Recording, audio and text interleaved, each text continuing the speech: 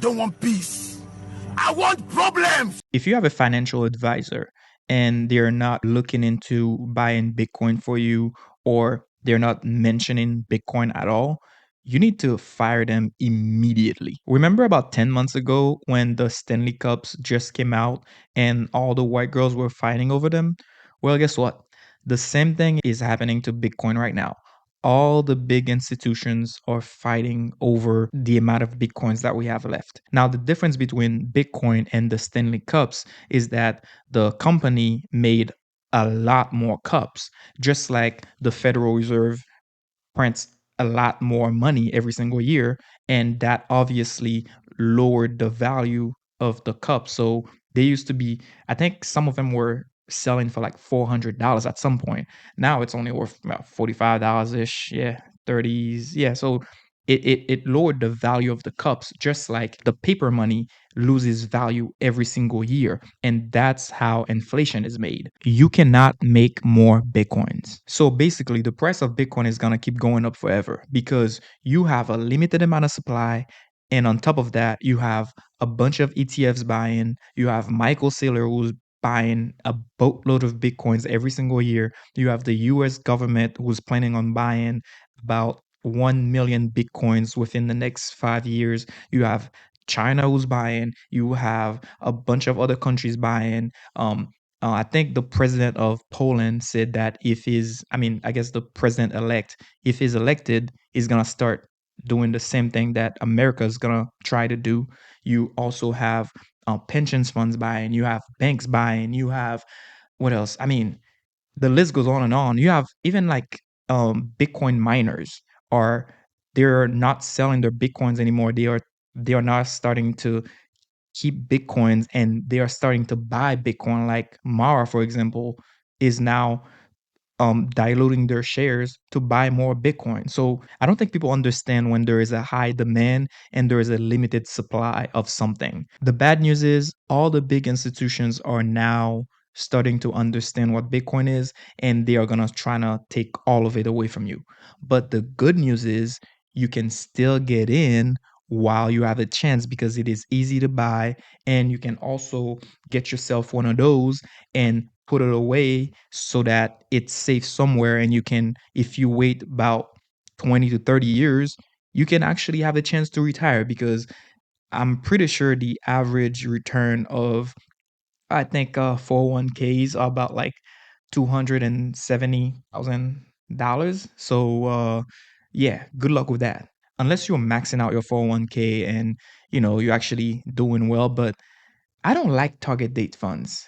The fees are too high on them and the returns are like absolutely crap. I mean, for people who really have nothing and they don't know anything about investing, sure, go ahead and invest in a target date fund. But like if you kind of understand money, like your 401k should be going towards a fund that is tracking the S&P 500 at least. The target date funds gives you an average return of 7ish, maybe 8% a year, plus the fees are a little higher, so you pay more money for somebody to put your money in like a bunch of bonds and all that. And on top of that, all these financial advisors are telling you that, oh yeah, inflation is only 2 to 3% a year. Um, no, like the average growth of the M2 money supply is actually 6.88%. Let's say basically 7%, right? So the M2 money supply is basically all the money in circulation. So the Federal Reserve is printing 7% more cash every single year. That's, well, in summary, I guess. So if you think inflation is really 2 to 3% a year, let me know where you shop because I would love to see where you get this number at. I mean, the CPI number that you hear on television, it's all bullcrap. It's not real. So this is not financial advice, but if you have FU money and you can afford $91,000 right now, I would I honestly would say just buy a full Bitcoin and put it somewhere, forget about it, go read the book, The Bitcoin Standard, go read the book, The Fiat Standard, and also um this book I just started reading actually last weekend, The Creature from Jekyll Island. It's not bad. It's interesting. It talks about how basically how the Federal Reserve started. I kind of knew I kind of knew some of that information already, but like it goes into details about like all the people were involved in that meeting and all that. So I really like it so far, but it's a very long book, so it's gonna take me a while. So I'll finish that at some point. But anyways, if you have if you have $90,000 that you really don't need for the next 30 years and you really like, oh, I don't care about it. Like if you really have that FU money, honestly, I would say just buy the top, man. Just buy it. Forget about it for 30 years because in 30 years, if this happens in 21 years or whatever, then that is a pretty decent return. Also, I know that a lot of financial advisors are telling people to, oh yeah, just put 5% of your investment into Bitcoin or just put less than 2% or whatever. I don't think that applies to poor people. I personally think that if you want to buy Bitcoin, you need to get yourself as much Bitcoin as you can, and then once you are satisfied with the amount that you have, then you can start buying 5% a year or whatever you're comfortable doing basically. Because listen, when you have an asset that has a limited supply and that all the rich people are grabbing and buying, you don't want to put just 5% in there because 5% of somebody that has $100 million is a lot more than the 5% of, I don't know how much money you invest a year, but like 5% of what, like let's say you invest $5,000 a year. 5% of that ain't gonna get you much Bitcoin, son. Buying right now would basically be buying like right here at this stop right here. You would think you'd be losing all your money, right? You probably would be down like, 40%, 50%, and then boom, up 200%.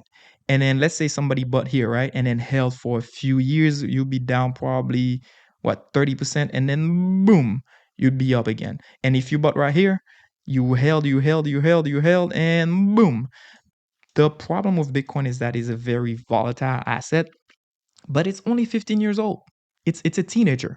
It's supposed to be volatile. It's a young asset with a limited supply, and you cannot create more of it. I don't think people understand that it's a limited supply that cannot be recreated.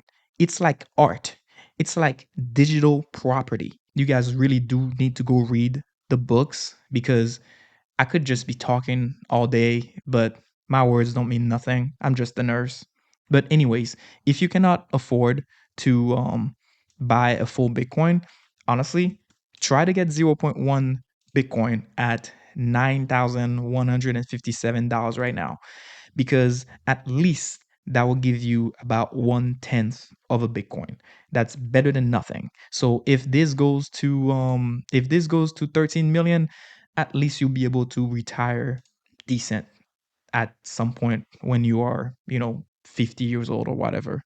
And if you cannot afford zero point 0.1 Bitcoin, try to get zero point zero 0.01 Bitcoin for, $915 right now, because that's still better than nothing. Because if you were if you were to divide every single Bitcoin equally among everybody on Earth, everybody would be able to have 0.0026 Bitcoin. Hold on, let me do the math. Let me Google that real quick. So if all the Bitcoins was to be divided equally among everybody, they would have 0.0026 Bitcoins.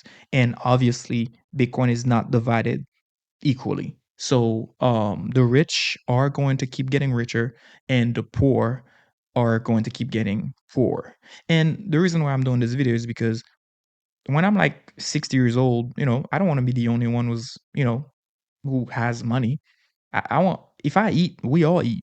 I don't want to like, I don't want to be the only one who's actually going on trips and stuff. This is not a get rich tomorrow type of thing. This is a 20, 30-year plan. I don't mind waiting. I'm fine being a nurse for the next 20 years and wait. And also, if you still think that Bitcoin is a scam, you should at least buy 0.025 Bitcoins just in case. You never know. You never know. Maybe that is going to be the next currency, and what if everybody else has it and you don't? You know what I'm saying? Like, just buy it and then go do your own research. If you do your research and then you realize that, oh, this man Ralph lost his damn mind. This was a scam all along. Then, oh well, you can come back and comment in the video and tell me that I fooled you. Oh well, it is what it is. But if I am right and all the big institutions are right, then, and that is why I keep buying $5 of Bitcoin every single day, because um I don't care about the price right now. If I have $5 available, I'm gonna buy $5 of Bitcoin regardless, because I don't want to hold this piece of paper anymore. This is worth nothing. I mean, to you guys that don't understand what money is, yes, this is everything to you guys. Yes, I need the money. I need the money. But like, when you realize that the piece of paper is not really, it's losing value over time, and you need to put the money into an asset that can fight against inflation, then you'll understand what I'm doing. So that's why I really recommend you guys to go do your own research, because this this is this is honestly losing, 7% of its value every single year. So I don't know. Um, you tell me what you think. In like 30 to 40 years, your grandkids are gonna look at you and be like, Grandpa, this thing was only $91,000. Why didn't you buy it? What are you gonna tell them? Don't be that guy.